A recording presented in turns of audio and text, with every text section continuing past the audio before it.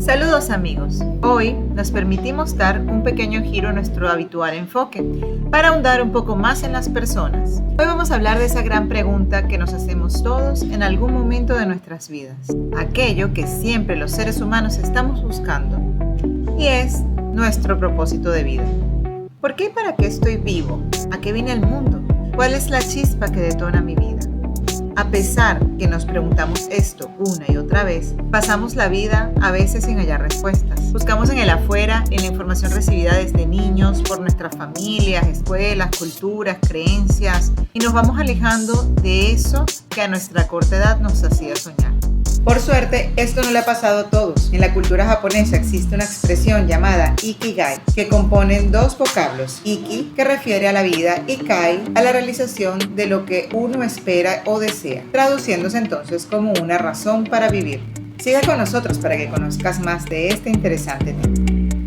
Feliz día amigo, quien les habla Ana Guerra, junto con Marcela Zapata le damos la bienvenida al podcast La Transformación Empresarial de Era Consultant. Somos la primera red en Latinoamérica de empresas de consultoría multiespecializadas, donde conectamos necesidades empresariales con los conocimientos y experiencias de especialistas en diferentes áreas, ofreciendo soluciones reales y tangibles. En este podcast queremos ofrecerte tips y herramientas sobre las nuevas tendencias en la transformación empresarial. Antes de comenzar, te invitamos a dar like y suscribirte a nuestro podcast. También puedes buscarnos en LinkedIn como Era Consultant y en nuestra página web eraconsultant.com. Ahora sin más, comenzamos.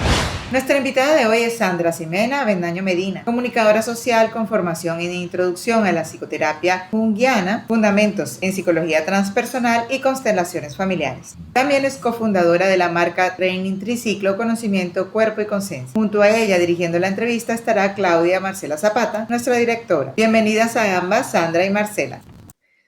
Sandra, hola, buenos días, ¿cómo estás? Gracias por recibirnos la invitación para este podcast de este tema tan interesante que es el Ikigai. Hola Marcela, buenos días. No, gracias a ustedes por la invitación, a ti y a Ana, bueno, a todos los de Era Consulta y muchas gracias.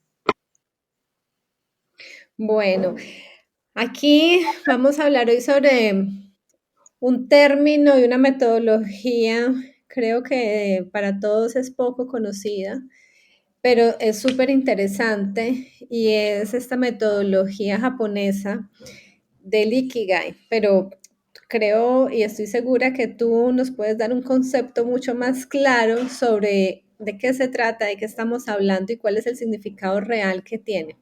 Entonces quisiera, Sandra, que nos contaras un poco sobre esto. Claro que sí, Marcela. Digamos que el Ikigai no tiene una traducción exacta al español, pero en pocas palabras lo que quiere decir es lo que vale la pena y tiene valor, lo que vale la pena vivir, aquello por lo que vale la pena vivir. Todo comenzó con los dos autores, que son Héctor García y Francesc Miralles, que viajaron a Japón a indagar por qué en Okinawa específicamente la gente era tan longeva. Es uno de los lugares más longevos del mundo. Y parte de lo que lograron descubrir cuando llegaron allá, aparte de que la gente tenía muy buena alimentación, se cuidaban en su salud, en el tema físico, era porque todos tenían un ikigai, es decir, todos tenían como un propósito de vida, pero no entendiéndose como el propósito de vida como Occidente lo ve. Sí, que a veces confundimos el tema como desde Occidente lo vemos como tienes que estar haciendo algo, tienes que tener un propósito, tienes que tener una carrera, tienes que ahora hacer una maestría, que por supuesto no es que esté mal, pero no es el único propósito al que vinimos finalmente como en este plan. Entonces, el Ikigai que tenían algunas de estas personas de esta isla en Japón eran, por ejemplo, había una maestra que le enseñaba a niños y para ella esto era una motivación gigantesca, ya tenía sus buenos años, pero para ella era muy importante poder levantarse todos los días de su cama e ir a enseñarle a estos alumnos. Para otra persona era cuidar su huerta, ¿sí? Una huerta consciente, por decirlo así, que no sea simplemente como cómo están las cosas y si la siembra fue efectiva, lo que sea, sino algo que daba un valor adicional a su día a día. Entonces esto fue lo que les llamó la atención a ellos, a estos autores, y en un momento dado sacaron un libro, pero digamos que una de las observaciones que ellos recibieron a través de este libro es que pareciera estar enfocado en la longevidad, pero no en cómo desarrollar el Ikigai cada uno de nosotros. Y ahí fue donde sacaron el método Ikigai, que es un libro mucho más profundo, en donde se centra en el pasado, presente y futuro de todas las personas para poder desarrollar ese Ikigai. Entonces, respondiendo a tu pregunta, concretamente el Ikigai es aquello que me mueve, aquello a lo que yo le encuentro sentido y lo amarro, entre comillas, a un propósito de vida que yo tenga. Si Qué quieres, pues interesante. te amplío cómo es la metodología como tal. Sí, antes de ampliarme la metodología, Sandra, te decía que me parece súper interesante, sobre todo porque en estos tiempos y pues post pandemia, después del encierro, hubo momentos en que todos nos preguntamos, ¿esto es realmente lo que me está gustando? ¿Esto es realmente lo que quiero? Identificamos que a veces perdemos tiempo en lo que no nos está haciendo feliz o en lo que no es nuestro propósito. Y se nos vuelve las cosas rutinarias, ese valor para trabajar, ese valor de hacer las cosas, ese impulso de la vida como tal, se nos va pasando y se nos va esfumando. Entonces, el Ikigai lo que nos permite, por lo que te estoy escuchando, es encontrar nuestro propósito como tal y hacer una introspección. Y a partir de esa introspección, pues al final uno va a poder exteriorizar y va a poder liderar mucho mejor los equipos de trabajo, o liderarse uno mismo y liderar a las personas que tiene a cargo. Pero, ¿cómo hace uno para identificar cuál es el Ikigai de uno? ¿O eso es un Ikigai igual para todo el mundo? Vale, sí. Comienzo por responderte lo último que mencionas. No, el Ikigai es muy personal, va acorde con la necesidad, el proceso de vida, el proyecto de vida que cada uno tenga. Es muy íntimo, pero no necesariamente tampoco tiene que ser uno solo, pueden ser varios. Que esa es otra confusión que la gente puede tener, que mi único Ikigai es, qué sé yo, ser bailarina o ser profesora o lo que sea. No, pueden haber varios y por supuesto puede cambiar con el tiempo, por lo que tú decías. Hay circunstancias como el ejemplo que hubo de la pandemia, en donde muchísima gente se cuestionó todo, ¿no? No solamente la parte del propósito, sino todo, su vida personal, por supuesto laboral, y empezó ese cuestionamiento de esto es lo que yo realmente quiero hacer el resto de mi vida, esto era lo que yo soñaba de niña, de niño, esto es lo que me hace sentido y me hace vibrar todos los días. Y empieza ahí un cuestionamiento, pero muchas veces nos dejamos llevar es como por esas creencias, que no, pues ya para qué, pues eso fue cuando yo era niña, pues eso a mí me dijeron que yo era malísima para el canto y lo dejé, son ejemplos. Y, y así con el paso del tiempo, pero llegó la pandemia y resulta que nos enfrentó con nosotros mismos. O sea, lo que tú decías, Marcela, de ya no ver hacia afuera, el problema es el otro, el problema es la sociedad, que sí, por supuesto, tiene muchos problemas, pero la pandemia lo que invitó fue, ¿qué pasas conmigo? O sea, ¿en qué momento me encuentro conmigo misma para hacer una introspección, como decías, y realmente saber a qué es lo que me quiero dedicar el resto de mi vida? Y entonces empieza todo un tema trascendental a plantearse de mi vida es mía, ¿no? No es de nadie más, por más de que esté rodeada de mi pareja, mis hijos, mis padres, mi jefe, mis compañeros, finalmente nadie va a respirar por mí, nadie va a vivir por mí. Entonces, ¿qué es lo que yo realmente quiero rescatar de lo que me apasiona? Entonces, parte de encontrarlo y digamos que este libro del método Ikigai sí da unas pautas como la invitación que nos hacen ellos es como si nos subiéramos a un tren y nos bajáramos por ciertas estaciones. Entonces recordemos como en nuestro pasado qué es lo que nos gustaba hacer, qué es lo que más nos apasionaba, en qué nos decían las personas que éramos buenos, que a veces, por lo menos aquí en Colombia, manejamos una modestia como de no, yo no soy tan buena en eso, a mí me dijeron, pero realmente no es tanto.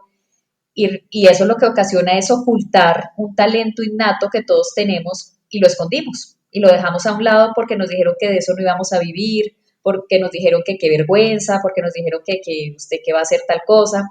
Entonces sí es necesario un camino, no es como simplemente de un clic mental, sino sí es un camino de estarlo estudiando, indagando, haciendo ejercicios que nos propone el libro, de mirar más allá de lo que yo creo en que lo que soy buena, en lo que me gusta, cuál es mi visión de vida, mi vocación, que muchas veces está en contravía de la profesión, que esa es otra, digamos que otra otra perlita que hemos encontrado en este camino del Ikigai, que muchas veces estudiamos determinada carrera, pero resulta que nuestra vocación no tiene nada que ver con esa profesión.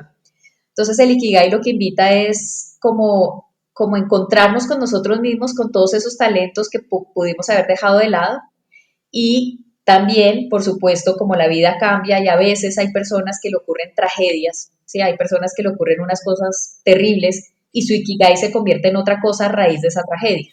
Entonces nunca se imaginaron que iban, no sé, a ser oradores acerca del sentido de la vida o qué sé yo, de cualquier cosa, pero fue porque tuvieron una desgracia en la vida y a partir de ahí les cambió el Ikigai y les cambió la vida. Entonces el Ikigai no es solamente uno solo y puede cambiar con el paso del tiempo. Te hago, te escucho, Sandra, y hoy casualmente, mientras revisaba correos, me llega una notificación de LinkedIn de alguien que tengo que felicitaba a otra persona porque esa persona escribía que se está preparando para el retiro.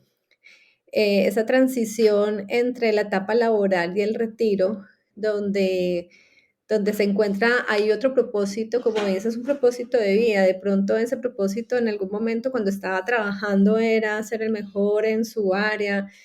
Y esa publicación a mí me llamó muchísimo la atención porque fue muy real. Decía, mientras uno está en el, activamente en alguna organización, pues es importante ser reconocido, tener poder, un poder que es prestado realmente.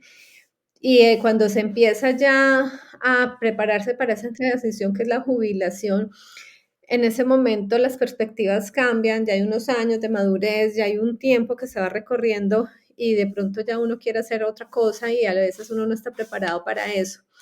¿Cómo hace uno para prepararse? Porque esa transición es muy marcada. Estoy en la parte laboral y quiero hacer algo más. Me voy a retirar porque ya cumplí la edad o por X o Y motivo. Pero ¿cómo hace uno para encontrar su propósito? ¿Hay una metodología? ¿Cómo se aplica eso en la vida real? Sí, pues digamos que esta es una metodología, el mismo Ikigai, el libro la ofrece a través de muchísimos ejercicios que ellos proponen y es necesario tomarse el tiempo para hacerlos, ¿sí? Porque hay personas que de pronto no se haga un listado de tal cosa o después haga tal ejercicio y puede haber gente que diga, ay no, pero yo pues ponerme a eso con todo lo que tengo que hacer. Entonces sí la idea es que puedan hacer los ejercicios de forma consciente porque la idea es que salga algo que yo no he visto, que no me he dado cuenta o que olvidé.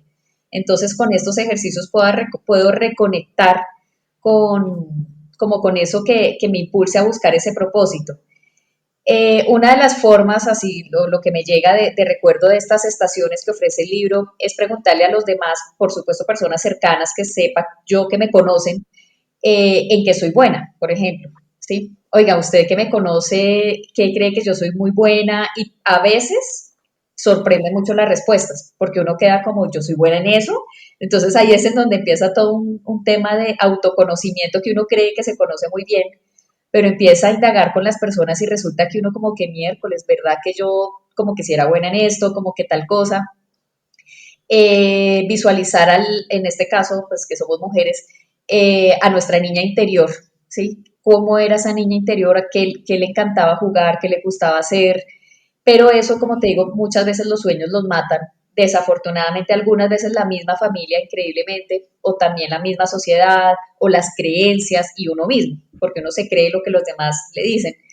Entonces, pasa lo que probablemente le pasa a esta persona, por supuesto, desconozco el contexto, pero digamos que a manera general, muchas personas están en un trabajo por muchos años, por mucho tiempo, basándose en el tema de que tengo que tener seguridad económica principalmente, pero también una estabilidad y darme un día a día, así sea rutinario, así a veces no me guste lo que hago, a veces yo me cuestiono y diga, ¿yo qué hago acá? Pero tengo que hacerlo porque mis hijos están en el colegio, porque pues cómo me voy a quedar sin trabajo. Y obviamente todas esas razones son entendibles, pero hay un término que alguna vez leí, no en el libro Método Ikigai, sino en otro libro, que eso es un poco también como matar el espíritu.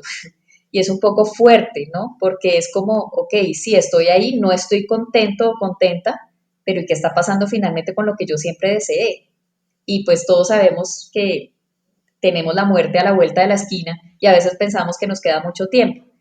Entonces, a mucha gente el tema de la jubilación le da durísimo, durísimo, porque no tienen una preparación antes, ya sea como para ir mirando a qué me voy a dedicar, qué voy a hacer, sino que muchas veces es un salto brusco, sabiendo que viene la jubilación, pero se enfrentan con que ahora tienen que estar con ellos mismos.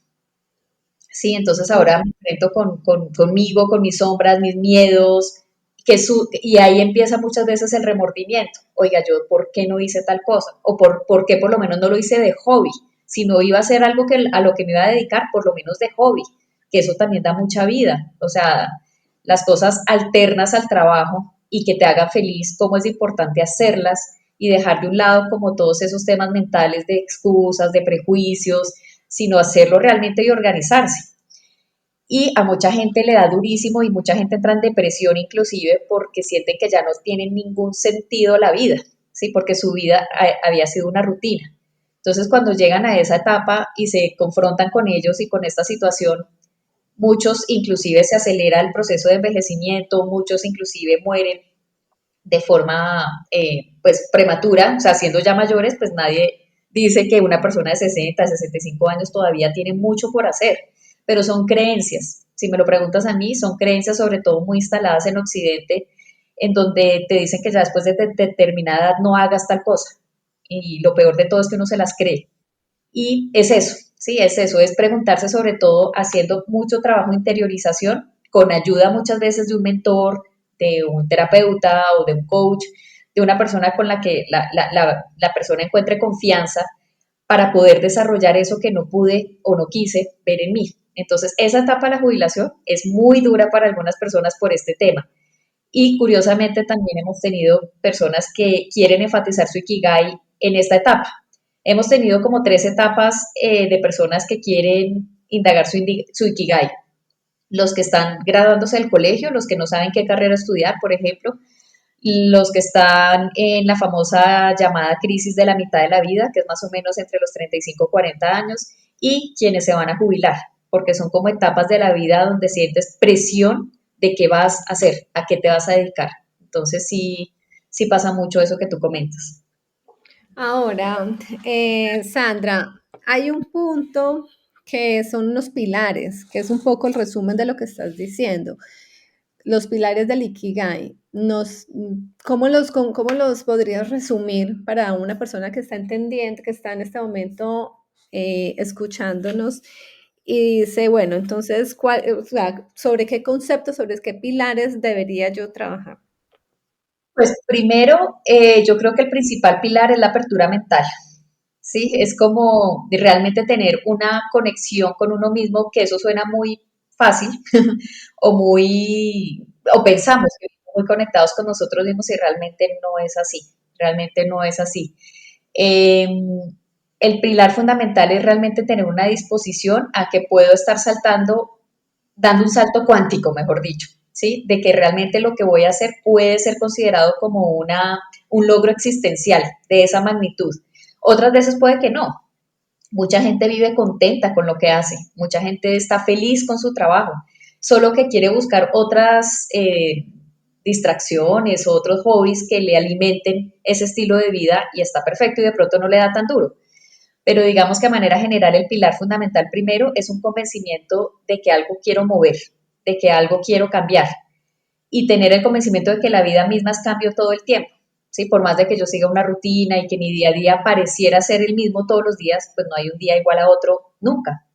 Entonces, yo creo que lo primero es tener un convencimiento de querer tener la actitud, por lo menos, de un cambio.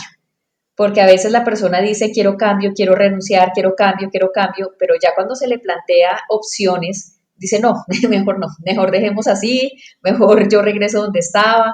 Y es entendible porque ningún cambio es fácil, ni renunciar al trabajo es fácil, ni cambiar de un estilo de vida, irse de la ciudad, irse del país, eso no es fácil. Entonces sí es un proceso y para mí sí tiene que tener como un acompañamiento la persona si es que de verdad está en una situación en la que ya, como decimos en Colombia, quiere tirar la toalla, que es como, no más, ya de verdad me cansé, pero a veces por apresurarnos empezamos a tomar decisiones en caliente, por decirlo así, y no nos tomamos el tiempo de ese pilar fundamental que tú decías, como de espere que voy a empezar un proceso que puede cambiar literalmente mi vida. Entonces, tener como ese espacio de generación de conciencia, desde dónde voy a empezar, con quién me voy a acompañar, qué pasos voy a dar y sí dedicarle tiempo a eso que va a implicar mi descubrimiento de Ikigai. Entonces, lo primero realmente es identificar y estar súper abierto a saber cuál es ese propósito. Y a partir de ahí ya empezar a descubrir un poco y empezar a hacerse preguntas de saber qué es lo que a mí me mueve, qué es lo que realmente amo hacer, qué es lo que también necesita el mundo, porque no podemos estar aislados de que estamos en una sociedad y que en esa sociedad necesitamos trabajar.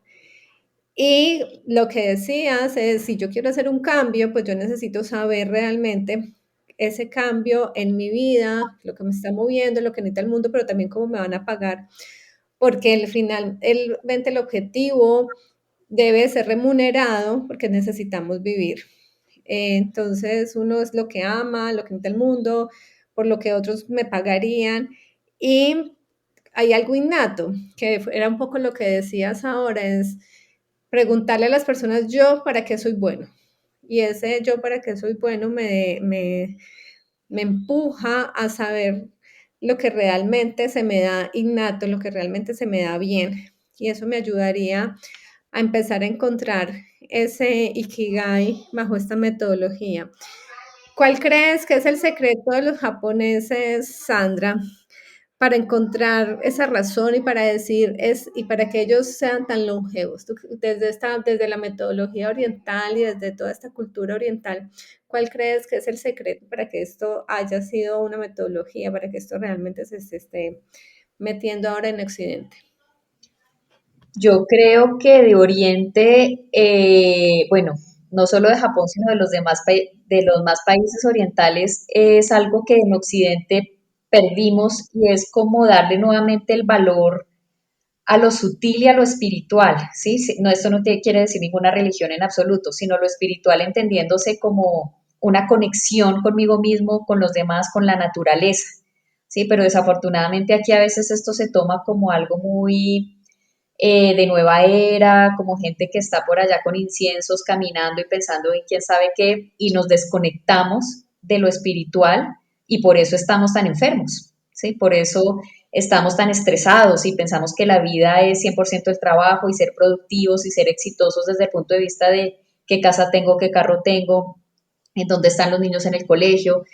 Digamos que eso no es que pase a un segundo plano, porque está muy bien si tú quieres vivir en determinado lugar, por supuesto que sí, pero esa se vuelve la base, ese se vuelve el mástil y olvidamos la conexión con nosotros y por eso tanta gente cuando es despedida o cuando pierden un ser querido sin que sea, mejor dicho, sin quitarle la connotación de que obviamente es algo doloroso y un trauma, no, pues estamos tan desconectados que nos vamos con la persona o sentimos que ya nada tiene sentido porque le dimos todo a lo material.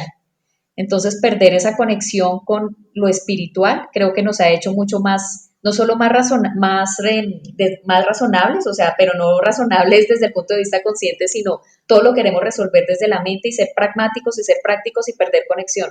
Y no nos está funcionando esa estrategia. No nos está funcionando porque los seres humanos por naturaleza tenemos otras dimensiones. Está la corporal, por ejemplo.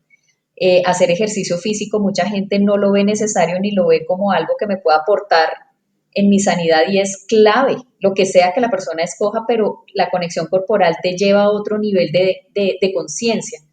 Sí, entonces sí digamos que hemos perdido como el norte en ese aspecto y lo que tú mencionaste ahorita de lo que amo, lo que el mundo necesita y todo esto es la intersección que finalmente quiere el Ikigai, que ya es como al final es lo que propone el libro, ya en la etapa final, de qué es lo que amo hacer cuando se junte con lo que el mundo necesita, cuando se junte con lo que aquello por lo que me podrían pagar, lo que dices tú, pues chévere, claro, es que todos necesitamos vivir y el dinero se necesita.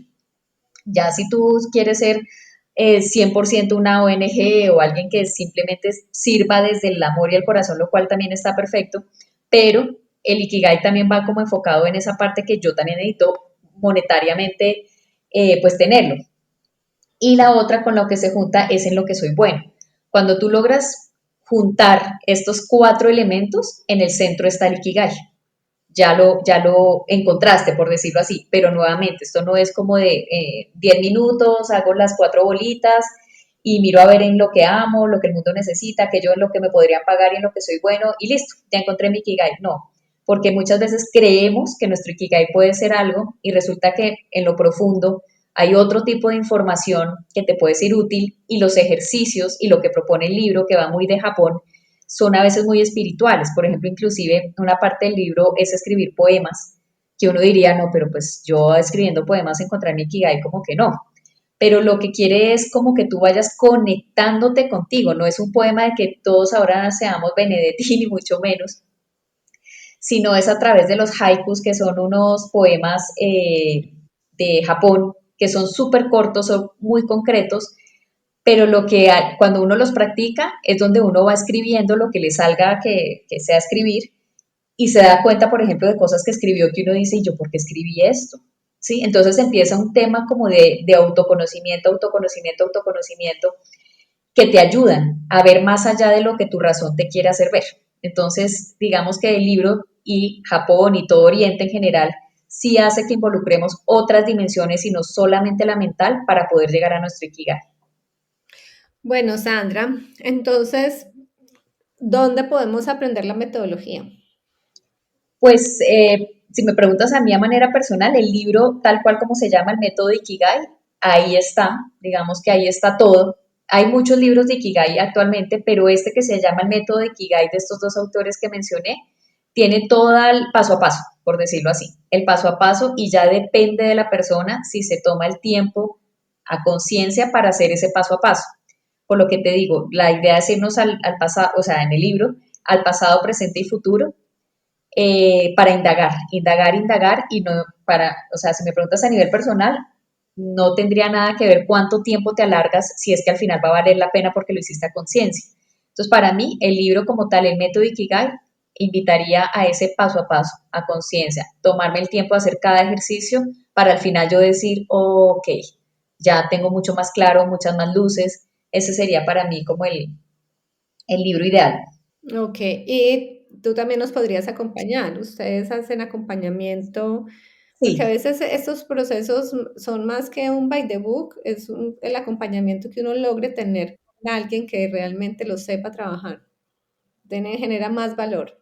sí, exactamente, sí. Por supuesto que una persona lo puede hacer solo, pero digamos que, bueno, cuando Marcela habla de nosotros, me refiero a mi hermana y a mí, que tenemos una marca que se llama Triciclo, una marca de formaciones y capacitaciones enfocado en conocimiento, cuerpo y conciencia. Entonces, lo que hacemos es enfocar el libro, lo que quieren manifestar los autores, en estos 3 ciclos, no solo en el conocimiento, pero también involucrar el cuerpo y también involucrar la conciencia. Entonces ese acompañamiento lo hacemos también como para enfatizar en ese propósito de vida de cada uno, que es tan personal, tan íntimo y que es todo un proceso.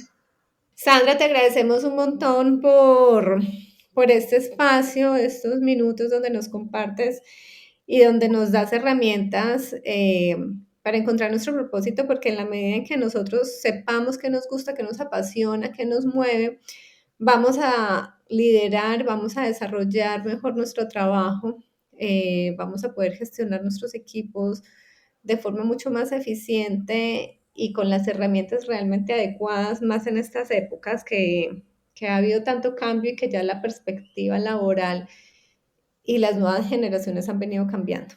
Entonces te agradezco y nos estamos viendo pronto porque este tema es muy interesante y podemos seguir trabajando en él. Gracias, Marcela, gracias a ti, a Ana, a toda Era Consulting, y claro que sí, lo que necesiten. Y en la parte laboral también influye este tema, ¿no? Porque no solo, pues, lo último ya que quiero agregar es eso, no solamente es un tema personal, sino las empresas también muchas veces no tienen ni idea, o sea, tienen postulado su misión y su visión y todo esto, pero realmente no saben para dónde van o cuál es el propósito real de la empresa. Entonces, desde ahí también lo hacemos desde lo laboral, cómo hacer que la gente se conecte con el propósito de la empresa para poder ir todos alineados. Entonces, muchas gracias. Perfecto. Bueno, a ti muchas gracias, estamos en contacto. Muchas gracias, un abrazo. Hasta aquí llega nuestro episodio de hoy. Esperamos que te haya gustado nuestro contenido. Te invitamos nuevamente a suscribirte al podcast para que no te pierdas el próximo episodio. Era Consulta, la verdadera red de consultoría.